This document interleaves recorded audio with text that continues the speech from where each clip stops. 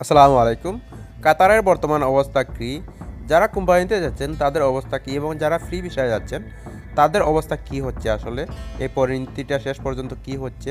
Company visa ভালো কাতারের জন্য নাকি ফ্রি ভিসা ভালো? এবং এক ভাই ফ্রি ভিসায় গিয়েছিলেন, তার ইন্টারভিউ শুনবো, তার সাথে ফোনে আমার আলাপ হয়েছে। তার ইন্টারভিউ শুনবো এই ভিডিওতে। তো মূল ভিডিওতে যাওয়ার আগে আমি বলে নিই, এরকম ইনফরমেটিভ ভিডিও কিন্তু আমার চ্যানেলের প্রতিদিনই আপলোড হচ্ছে। আপনারা যদি এগুলো মিস না করতে চান তাহলে অবশ্যই চ্যানেলটা সাবস্ক্রাইব করে রেখে দিন। তো মূল ভিডিওতে চলে যাচ্ছি। কাতারে মূলত বাংলাদেশি লোক যারা যায় তারা সাধারণত কনস্ট্রাকশনের যে কাজগুলা ওইগুলোর বেশিরভাগ লোক করে থাকে। এখানে 80 থেকে 90% পর্যন্ত বলা যায় এই কাজগুলাই করে থাকে। তার পরবর্তীতে যেই লোকগুলা যায় এগুলা বিভিন্ন স্কিল যারা আছে বিভিন্ন ক্ষেত্রে কাজ করে থাকে, ফুড ডেলিভারি যেগুলো আছে ওগুলো সহ অন্য অন্য কাজ করে থাকে। তো বিশ্বকাপের পর থেকে দেখা যাচ্ছে কাতারের যে কনস্ট্রাকশন কাজগুলো আছে এগুলা সামান্য স্থবির হয়ে গিয়েছিল। বর্তমানে এই অবস্থাটা আরও খারাপের দিকে চলে এসেছে।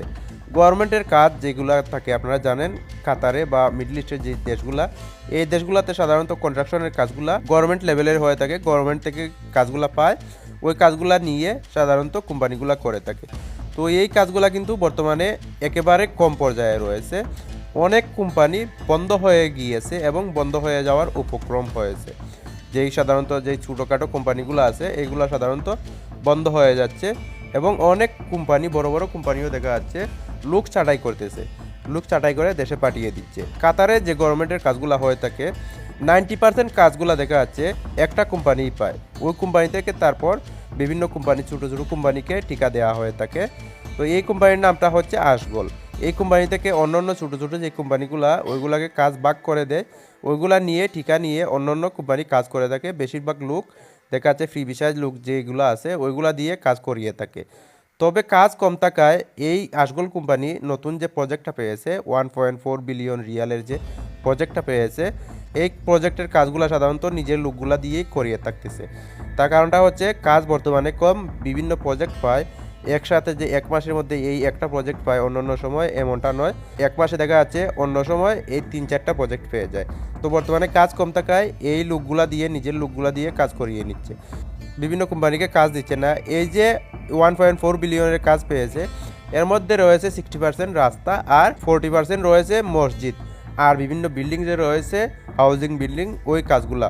তো ফ্রি ভিসার লোকগুলা তো ওই ঠিকার কাজগুলাই করে থাকে, যে বিভিন্ন কোম্পানি কাজগুলা নিয়ে থাকে এই আশগোল কোম্পানি থেকে এই কাজগুলাই করে থাকে। তার কারণে ফ্রি ভিসার বর্তমানে করুণ অবস্থা হয়ে গিয়েছে। ফ্রি ভিসার কাজ নাই বললেই চলে বর্তমানে। পুরাতন লোক এখানে দেখা যাচ্ছে, লোক যাওয়া কিন্তু বন্ধ হচ্ছে না, বাংলাদেশ থেকে লোক কিন্তু অহরহ যাচ্ছে। তো এখানে দেখা যাচ্ছে পুরাতন লোক যারা আছে আগে বিভিন্ন মিডল ইস্টের বিভিন্ন দেশে কাজ করে গিয়েছেন তারা কিন্তু যাচ্ছে, তাদেরই কাজ হচ্ছে না। তারা বাসা জানে, কাজ জানে, তারপরেও কিন্তু তাদেরই কাজ হচ্ছে না। আর পরবর্তীতে দেখা যাচ্ছে এই নতুন লোক যাচ্ছে, নতুন লোক যারা আসতেছে বর্তমানে তাদেরকে দেখা যাচ্ছে বাসাও জানে না, কাজও জানে না, কি কাজ করবে। এখানে যেমন মজুরি হয়ে থাকে ডেইলি 120 থেকে 150 পর্যন্ত, এই নতুন লোকগুলাকে কাজ করাইয়ে এখানে 70 থেকে 80 রিয়াল দেওয়া হচ্ছে। এই অবস্থা বর্তমানে, তারপরও কাজ পাচ্ছে না অনেকে।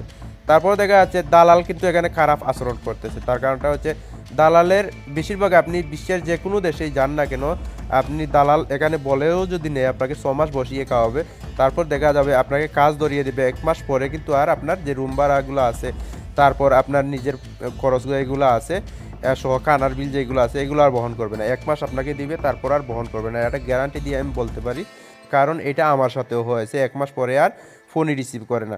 তখন দেখা যাচ্ছে 1 মাসের ভিতরে যদি আপনার টাকাটা হয়ে যায় তাহলে তো হয়ে গেল, 1 মাস পরে আর আপনার ফোন ধরবে না। আপনার যদি ফোনও ধরে তাহলেও খারাপ আচরণ করবে। আপনার যে খরচগুলো আছে ওইগুলো আপনি নিজেকে বহন করতে হবে। আপনার রুম রেন্ট যেগুলো আছে ওইগুলো আপনার নিজে থেকেই বহন করতে হবে। সালাম। আচ্ছা, নাম কি আপনার? আনিস। বাড়ি কোথায়? বাড়ি কুমিল্লা। কতদিন হলো কাতারে আসছেন? আসছি 7 মাস রানি। কি ভিসা, কোম্পানি নাকি ফ্রি ভিসা? এই বিষয় ফ্রি ভিসা। তো আপনি যে এখানে কাজ করতেছেন এটা কি ফ্রি ভিসার হয় নাকি কোম্পানির? এখানে মানে আপনাকে কি কোম্পানির মাধ্যমে লাগছেন নাকি ফ্রি ভিসাতে আপনি দিন দিন রোজগারি করেন, কোনটা? এই দিন রোজগারি। কয় টাকা দিন যায়? এই 70 রিং। 70 রিয়াল। এটা কি আপনি মানে ফ্রি ভিসা এসে কারো মাধ্যমে কেউ লাগিয়ে দিছে আপনার কাজে, না আপনি নিজে খুঁজে নিয়েছেন? আমার মামা। আপনার মামা, মানে আপনাকে আপনার মামা ভিসা দিছে। হ্যাঁ, আচ্ছা, তো এখন বর্তমানে কাতারের অবস্থা কেমন? ফ্রি ভিসার লোকদের কি কি অবস্থা? অবস্থা ভালো না এই বিষয়টা। কারণ আমার মামাই লাগাই দিতে আমার অবস্থা ভালো, তাহলে তো আমি কাজ করতাম পারলাম না, অনেক সমস্যা হয়ে আমার। তো যারা ফ্রি ভিসায় এখন নতুন করে আসতে চাচ্ছে তাদের সম্পর্কে কিছু বলেন। ভাই কাতার ফ্রি বিষয় আইসেন না, খুবই খারাপ অবস্থা। আমি আমার মামা আছে দেখে এর জন্য টিকে আছি। আর ভুল করে ফ্রি বিষয় আসেন না, কোম্পানি যদি পান তাহলে কোম্পানিতে আসেন। মানে আপনি বলতে চাচ্ছেন যে কোম্পানি ভিসা পাইলে আসুক, সমস্যা নাই, কিন্তু ফ্রি ভিসা আসা যাবে না, এটাই তো নাকি? কারণ বর্তমানে কাতারে ফ্রি ভিসা খুবই সমস্যা। সমস্যা আমার নিজের চোখে দেখি, অনেক মানুষ কাজ করতে পারে না, কান্নাকাটি করে। আচ্ছা, দেশের ধন্যবাদ।